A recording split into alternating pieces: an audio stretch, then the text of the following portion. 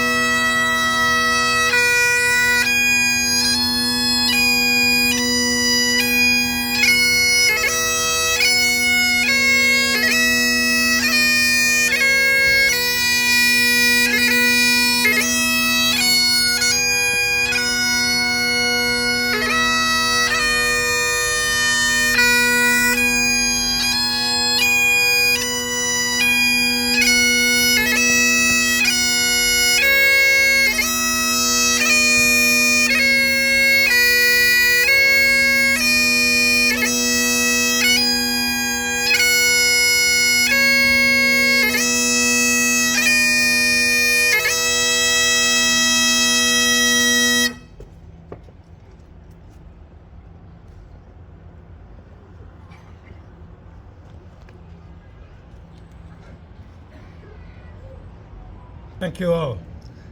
I've been privileged to be asked to speak here for several years now at this memorial, and I'm sure that subconsciously many of you who attend so faithfully every year will say, and rightly so, this is the same every year. And of course, you're all right. It must be the same. By the very definition of remembrance, commemoration, memory, tribute, and recollection makes it the same. But it is our combined privilege, duty, and indeed our responsibility to ensure that we don't forget or allow to be forgotten with the passage of time this cowardly attack and the many other terrible atrocities inflicted upon us. A great friend of mine who is here this evening, John McVicar, always rightly says, to remember is to honour, and that is what we do this evening.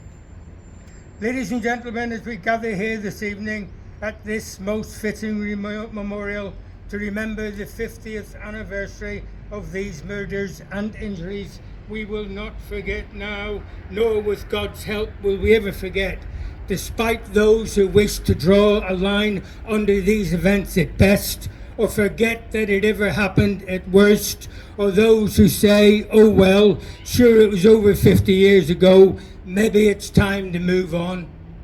Well, we will move on, but we will never forget, or we will never allow to be forgotten, always remembering that God's greatest gift is remembrance. May I now take the opportunity to thank the BAYARDO Psalm Association for their kind invitation to participate once again. It is indeed for me genuinely both an honour and a privilege, and I am, as always, sincerely humbled.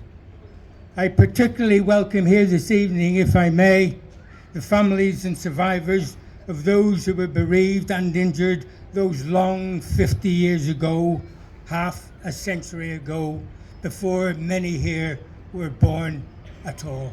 And for many who were born, it comes back like it was yesterday. As we of a certain age know, and those of a younger generation will learn to know, that time and tide waits for no man or woman. And as we have witnessed the gradual, albeit small, decrease in the numbers here annually, and this is in absolutely no way diminishing the total and absolute respect that we all have for the families of the bereaved and the injured. They, like us gathered here this evening, will never forget nor allow to be forgotten or indeed airbrushed from history that dreadful August evening when these lives were so cruelly and callously taken by I.R.A. terrorists. I have always and still sincerely believed that it would be fitting as we stand here together this evening alongside support in the families present that we do so in a moment of reflection and silent prayer in memories of those who have departed this earthly place to be at home with the King of Kings and the Lord of Lords. Within that short period of reflection and silent prayer, it will end with John 14 verse 2 being spoken. So may I ask you please to bow your heads, pray and reflect silently, privately and personally at this time. Thank you.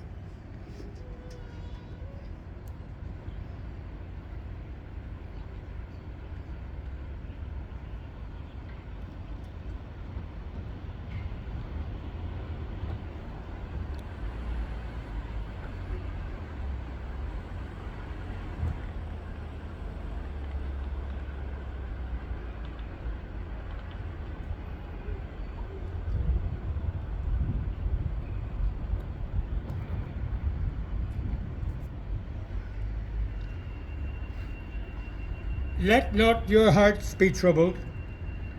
You who believe in God, also believe in me.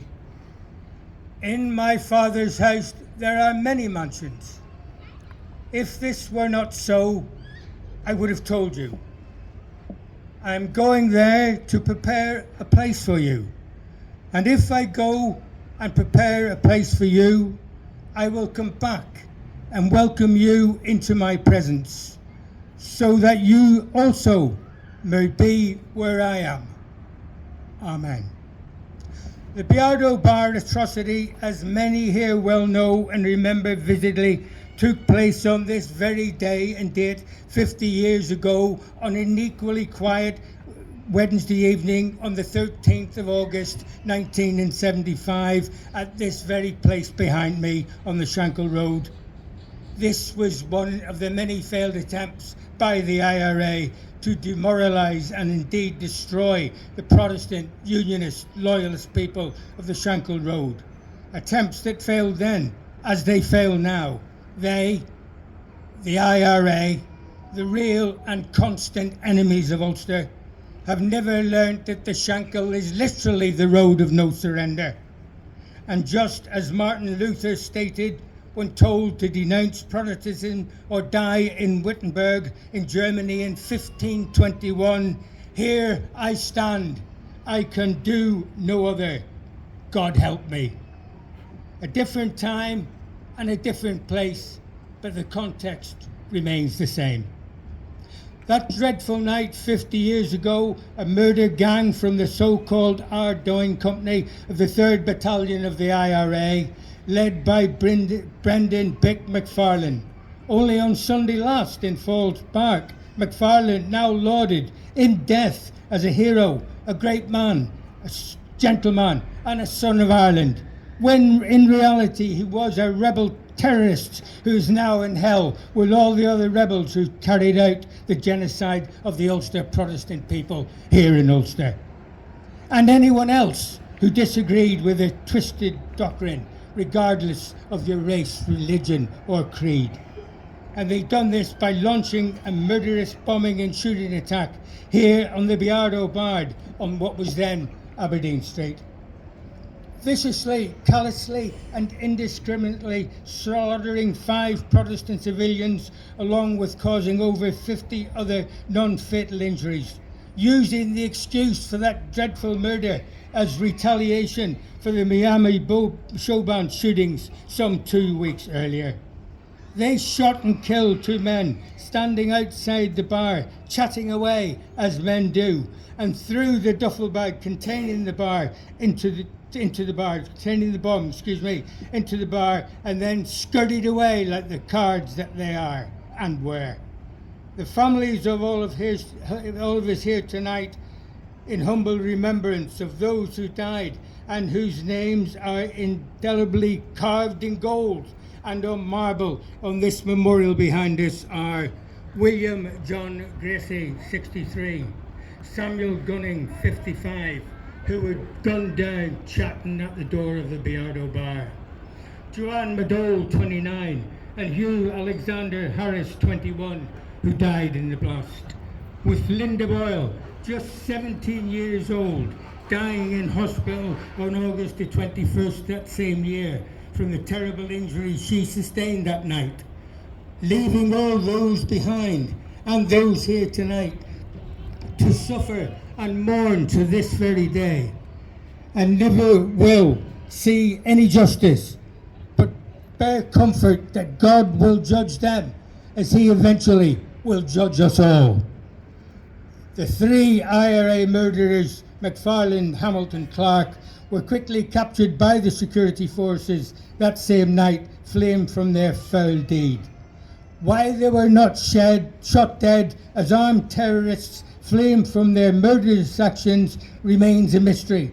It remains one to me personally, and as one like many here who have served throughout this time, I speak with some knowledge, experience and understanding. But we can all, and we will all, draw our own conclusions at the way our very own British government operated during this and after this traumatic time here in Ulster. Nevertheless, they were subsequently sentenced to life imprisonment, only to be released as part of the early release scheme, and unbelievably to receive a royal pardon during the Blair government at that time. The treachery of our British government towards its people here in Ulster was and still is absolutely disgusting and astonishing.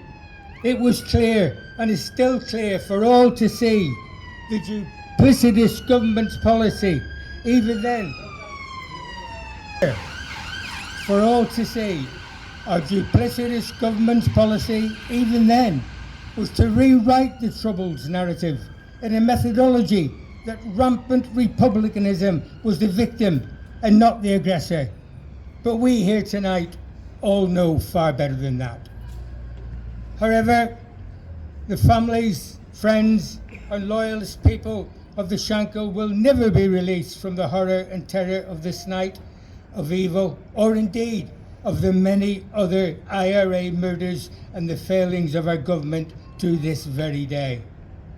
I also, if I may, on behalf of the families and friends, express our sincere appreciations to the BAYARDO Somme Association, who have organised this event since the inception of this beautiful and fitting memorial and its upkeep. These men and women are a credit to the Shankill Road. And through this fitting memorial and the regenerated memorial in Dundee Street, both of which you can visit at any time, will ensure that the atrocities being committed around the world at this very moment help to remind us all that the actions of the I.R.A. are on a level with them and should not and will not be forgotten by us all. I would also like to thank, if I may, the regimental bandies Belfast, the bugler Jenny and Mark the piper, Billy the sound engineer, the parade marshal and several of the other associations here present. I mentioned tonight particularly, Raymond and Davy, the unsung heroes of this event, who will not thank me for saying this and didn't know I would say it, of course, but I say it anyway and will take their wrath at a later time. But they and the entire BAYARDO Somme Association, for their unwavering support for this event, we really are grateful, and we thank you all. And to each and every one of you for being here tonight, who, by your very presence, bring peace and comfort to those who were bereaved or injured in this terrible attack on their families, friends, and the loyalist people of the Shankill Road. And now, ladies and gentlemen, as we prepare to conclude this short service of remembrance with the traditional bugle call of the last post, the end of the day, signifying the passing of those who died that evening. The 2-minute silence to reflect and remember those who are departed in our own private thoughts and prayers. The bugle call reveille, the beginning of a new day, signifying in this case the beginning of a new life in God's house for those who have passed. It would therefore be fitting and appropriate to conclude this part of the proceedings with a quote from the writer Thomas Campbell: "To live in hearts we leave behind is not to die.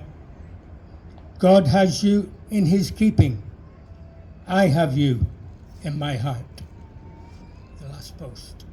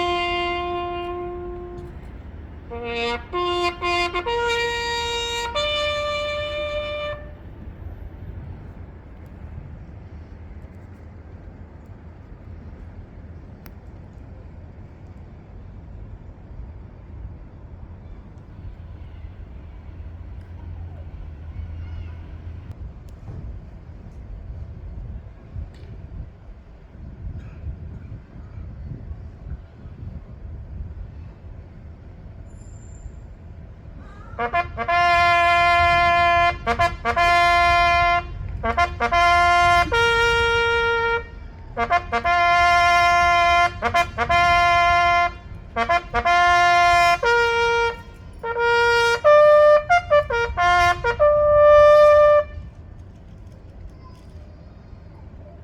so, as we began, so we will conclude with God's word as written by the psalmist in the final verse from that wondrous hymn of remembrance, "Abide with me." Words we trust that will bring comfort to those who are bereaved, and indeed comfort and peace to us all. Words that history tell us were sung by the men of the Ulster Volunteer Force in the trenches on the eve of the first day of the Battle of the Somme. Hold thou thy cross before my closing eyes. Shine through the gloom and point me to the skies. Heaven's morning breaks and earth's vain shadows flee. In life, in death, O Lord, abide with me. Thank you and good evening.